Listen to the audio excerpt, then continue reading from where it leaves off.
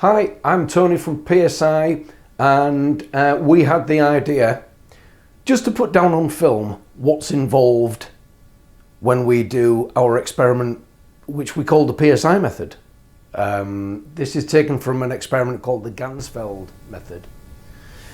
And we do it slightly differently because the original experiment was with a person who was a transmitter and a person who was a receiver. The person who is the transmitter is transmitting a thought to the person who is receiver, and the receiver is wearing all this exciting looking stuff, which we'll be going through in a second. Now, as I say, as a paranormal group, we do get a lot of inquiries, even about the possibility of people who are in other paranormal groups being able to do the experiment, and we say yes, but you do need a certain set of equipment, which we're about to run through. Which is the first piece you need for that? Which is the first piece we need for this. I think the most important thing, I mean, bearing in mind this came from the sensory deprivation studies and experiments that were done on troops. Well, they also introduced LSD with that as well. If you've ever seen the film Jacob's Ladder, you'll know exactly what I mean. But I don't know. I don't think there is a most important piece of... Is this an ESP experiment? Do you know what? The original Ganzfeld experiment was because there was a transmitter involved and they were actually trying to project a picture of something or a thought or a 4-digit number to the receiver. We don't. We just leave it as a sensory deprivation experiment and then just see what comes through. So in that sense, it's not really an ESP experiment. If the Ganzfeld experiment is, the PSI method isn't. That's where we've changed it up. We've kind of used it to communicate with anything that's in the area, and we've been very successful. How do you explain that? I think we have. in some psychic work groups, you are taught how to open your mind up to these external thoughts and pictures, images and ideas that come through. But a lot of it is about sorting out the wheat from the chaff. You know, did I generate that? Is this generally something that's coming through, and which path do I need to follow there? I think this kind of sorts it for you, because just imagine when you've got your ears full of white noise, and when you've got the sleeping mask on, which has two ping pong balls cut in half so it diffuses the red light from the strobe, which is in front of your face. All that input bullies your brain into a state where it becomes accepting of that. You've got all this chaos going on, but you become very, very still. And I think the mind is diverted to another place, where it becomes actually easy for you to grow things in your mind's eye, but there's no effort. These images and sounds especially, they're just there. So at the same time, you're blindfolded with a red strobe flashing in your face, and you've got a headset on listening to white noise. Well, let's go through the pieces of equipment, because as I say, these work hand in hand, and the PSI method is it's really a sum of the parts. You can't, in our opinion, you can't do this experiment without any single piece of equipment. So let's start with the face mask. This is basically what we've got there. It's a sleeping mask. And what we did, we just basically cut 2 holes in it and got a ping pong ball, cut it in half and actually stitched it into the eye apertures. This does a really good job of diffusing any light that comes through. Especially when you close your eyes anyway. I mean, that light is diffused further. But you want something that's going to encourage you to keep your eyes closed, yet which is going to diffuse the light, and that's why we use this. They use something very, very similar in the original Ganzfeld experiments, and that's where we got the inspiration to do that with the sleep mask from, and it's absolutely ideal. See, when I've done this experiment, I have my eyes open behind the mask, and you have yours closed. It's pretty much a choice. I mean, there's that diffused red light coming through anyway. As long as you're getting the effect, it's got to be down to what's comfortable for you at the end of the day, you know. So I guess you've got a choice there. The results are exactly the same. Just a load of diffused red light coming through. Doesn't matter. So that's the face mask. Yeah. What's the next piece of equipment? Okay, well the next piece of equipment is the strobe that actually works in tandem with the face mask. This is the thing that generates the red light. And these, how long ago did we buy these off eBay? It's got to be 10 years plus, isn't it? Yeah, and they're still going strong. And they're still going strong. This is only his second set of batteries. That's how efficient they are. But it's basically a red light strobe. It's just an LED low power red light strobe, which is absolutely ideal for this experiment because it's not too bright. It's not too bright, it's going to give you a headache or anything like that. It's just in a dark room that does the job admirably. And this is a little camera stand that I picked up at a charity shop somewhere that goes on the fitting of the bracket, and it's just perfect for the experiment. Is there a danger of people having any kind of seizure with there being a strobe light? Do you know what? There always is, and that's why we issue a warning before we do the before we undertake the experiment. We say, look, anybody who knows that they have seizures that are induced by strobes or bright flashing lights or even migraines, don't watch because there will be strobes. It's always important if you're doing this live on camera, just to put that warning out. It's only fair. So what's the next piece of equipment? Okay, well the next piece of equipment is our noise cancelling headphones. This is a set of 3M Peltor Pro Tac 2s. And I think you can see them now. Hold them up for the camera. These are absolutely brilliant. These are full what they call cans, and they completely block out any outside noise. And depending on how well they're adjusted, I'm going to start shouting if I carry on. But you see, even then, even just wearing them just blocks out everything. But depending on how well they're adjusted, if there is a sound that creeps through over a certain number of decibels, the two little microphones on the front will just cut that sound out.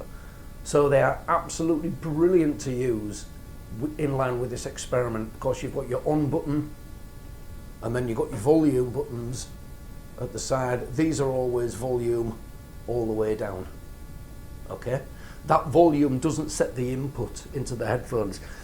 Yeah, these actually have speakers in them as well, which allows us to hear the white noise while at the same time cutting out all extraneous noise from the outside. It makes them an ideal set. But you know, finding the set that would be ideal for you and maybe your group would be down to experimentation. We experimented with a few sets and we found that these were absolutely ideal. You know, that was a few years ago. Now they're still going strong, but there may be something else on the market that you can use that is just as good or as good or better. People buy headphones off sale sites, and these headphones claim to be noise cancelling, but they are not. Yeah, they're clearly not. I think a lot of people, or a lot more unscrupulous sellers, jump on the bandwagon, and because they think because it covers most of the ear, well, the noise cancelling. But we've seen these things, and they are not cans like these. They're not cans. They're just basically a foam speaker that lays on top of the ear. No good for this experiment because you don't want to hear anything from the outside. You don't need to be influenced by anything from the outside. That's why they must be cans. Even if you wear a pair of in-ear headphones and then put a set of noise of sound deadening headphones on, something that you would use in a noisy environment. So if you want some little, I don't know, in-ear buds, even where you were listening to the white noise but covered with sound mufflers, that would do just as well. Luckily, these cover all those bases all in one unit. Are those type of headphones expensive to buy? Unfortunately, these are quite expensive to buy, but fortunately, again, as you might have gathered, I love poking around second-hand shops and this, that, and I found a brand new pair in a box for, I think they were £8. So I had them straight away. I'm in the trade and I know how much these cost, so they were mine as soon as I saw them. What do they retail at? I think the last time I looked, these retailed at like about £180 a pair. So expensive, but if you are lucky enough to find a set in a second-hand shop, I say get them. And you might have to buy the the cord separately because I had to hunt around. It's got a little port with a really special plug on that goes in there that ferries all the sound into the speakers. Yeah. But great set of headphones. Great set. Oh, that people use them for shooting as well. And Peltors are actually they use when they're flying helicopters and noisy aircraft and stuff like that. They are that good. They are absolutely phenomenal.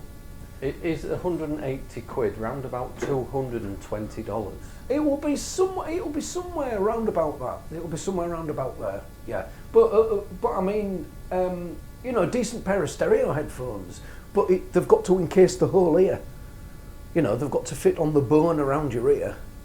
And as I say, I mean, you can buy noise reduction safety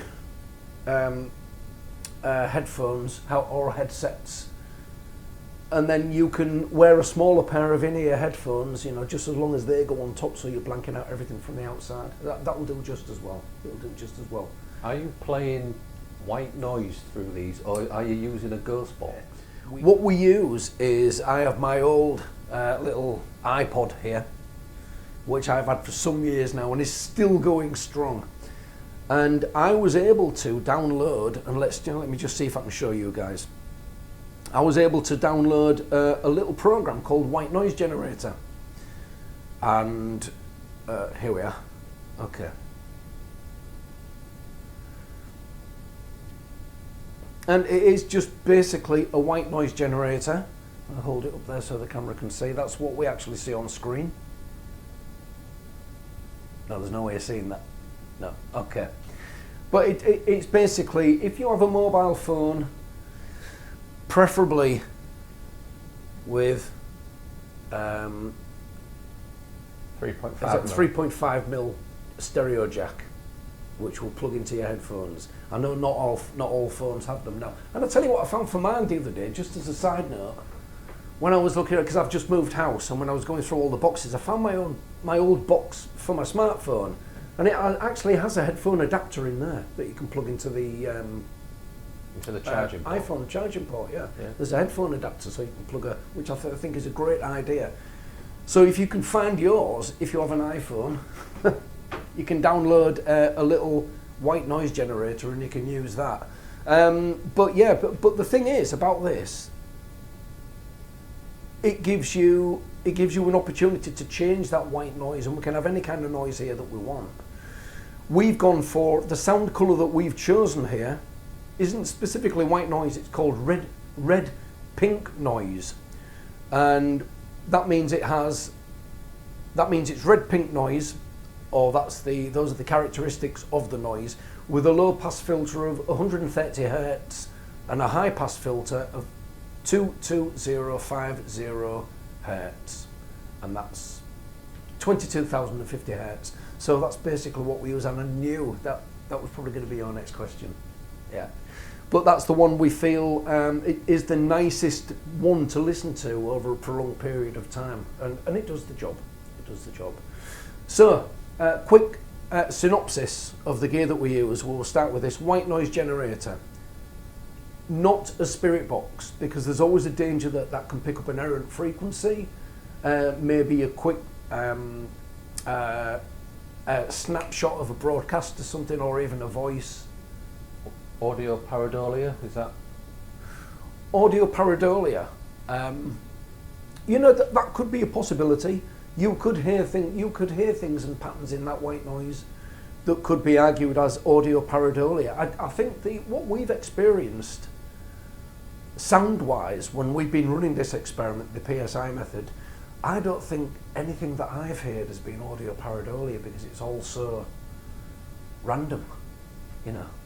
Sometimes you'll hear a voice in your right ear shout, and you'll think, oh, what on earth was that? Yeah, it is literally as clear as that. I know we've heard violins, aeroplanes, washing machines, voices. All sorts, choirs. Yeah.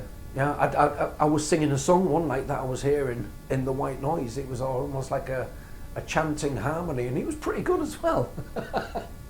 It's the strangest thing. So a decent white noise generator, okay? Just white noise, not a spirit box, not a radio on an open channel, a white noise generator. So there's no chance of any broadcasts of any kind coming through, all right, because that will just taint the experiment.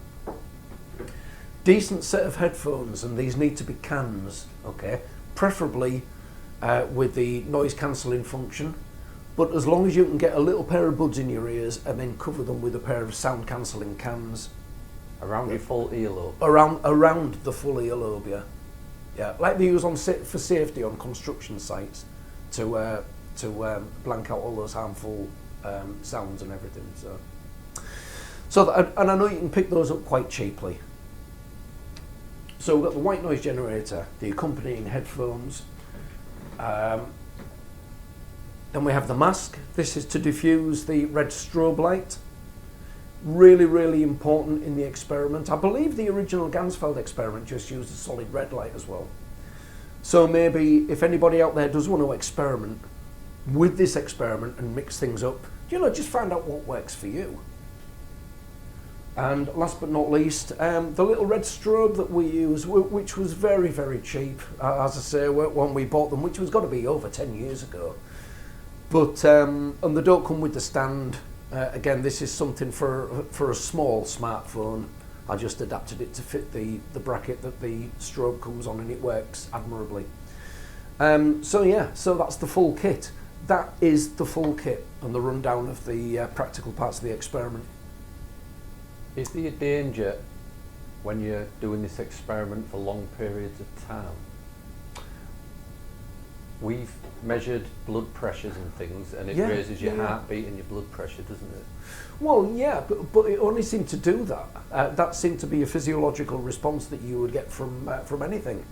If you saw something that you weren't expecting to see, or heard something you weren't expecting to hear, it always just tended to tally with when there was something happening. So it's a normal physiological response. I wouldn't actually say that I wouldn't go so far to say that the experiment actually raises your blood pressure or anything like that. I would think it's what you experience while you're undergoing the experiment. The quickened heartbeat, that little bit of adrenaline getting in your system because you've had a bit of a spook. You've maybe heard something in your left ear, or you've had this totally clear vision, and you thought, "My God, what's that?" Completely normal. But I do know that we've done it over quite some lengths of time. No ill effects whatsoever. Does the strobe light stimulate your brain? Is that and would that be arguable when people are saying we are hallucinating? Well, who knows? I don't generally like sitting on the fence with stuff like that, but we're not medical people. But I do know that close red strobe, when it's well diffused, that is all your eye is picking up, and it's doing exactly the job, and the job that it's meant to be doing is it's overstimulating the visual cortex, which kind of somehow creates it to shut down. So you're effectively not really using your eyes anymore. All you're using is the inner mind's eye. It gets that much bashing and that much abuse that your visual cortex just shuts down. And how many times have we been doing this experiment when you say, "Oh, I'm seeing blue skies," and they're just clear blue skies? How is that when you've got a red strobe about that far from your eyes? It's the weirdest thing. It really gives something for your brain to think about, and that's exactly what it should. It should bully your senses into submission, so your brain reaches out and concentrates on other things. When we're doing this experiment, we're closing down a couple of our senses, sight and hearing. I believe we are. Is that heightening your natural sixth sense, what everybody has in them? I really do think it does. I mean, we were just having that conversation with the mods the other night. When Amanda asked the question, "Do you two ever get scared?" Well, no, not now, because when you get so used to something, you think, right, I recognise this feeling, and then you go with it. You refuse to run. It's like the fright, fight, or flight syndrome, isn't it? We've got over the fright and the flight bit. And I think that's when your hunter instincts kick in. It's like, goes back to the cave when you get scared. Your irises open up and your hearing gets better and your breathing quickens, and you're literally like that all the time. sometimes this can put you into that state, which is a good open receptive state. We call it the time machine, don't we? Oh yeah, and there's a great reason for that.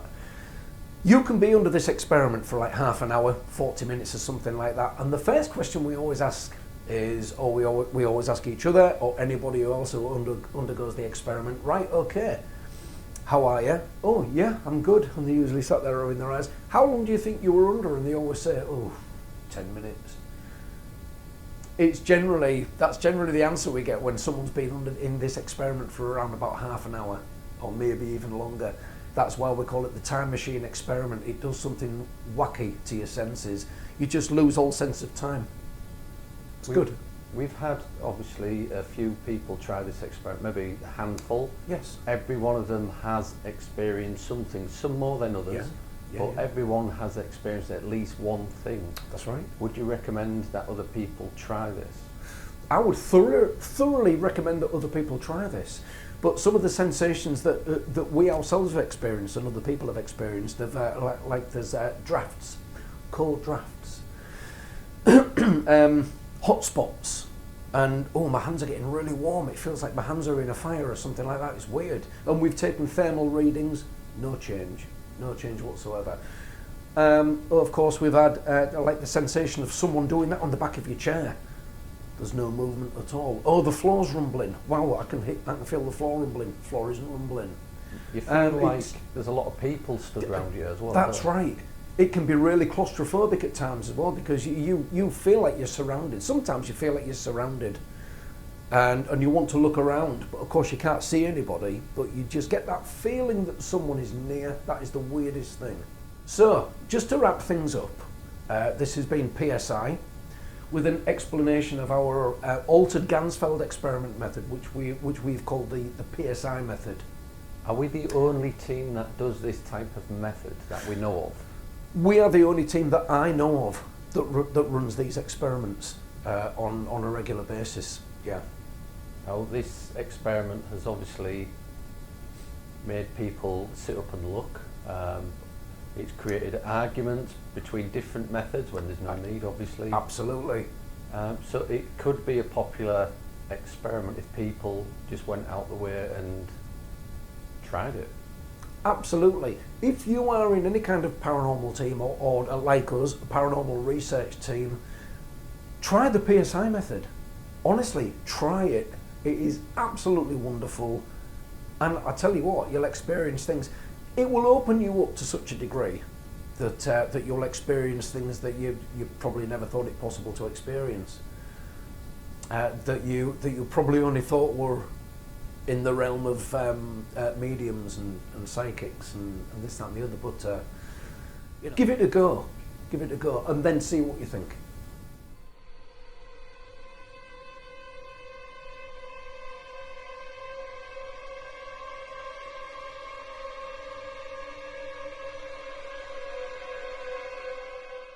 Thank you for watching PSI. Please subscribe to the channel. If you want to support us as a member, please join the channel.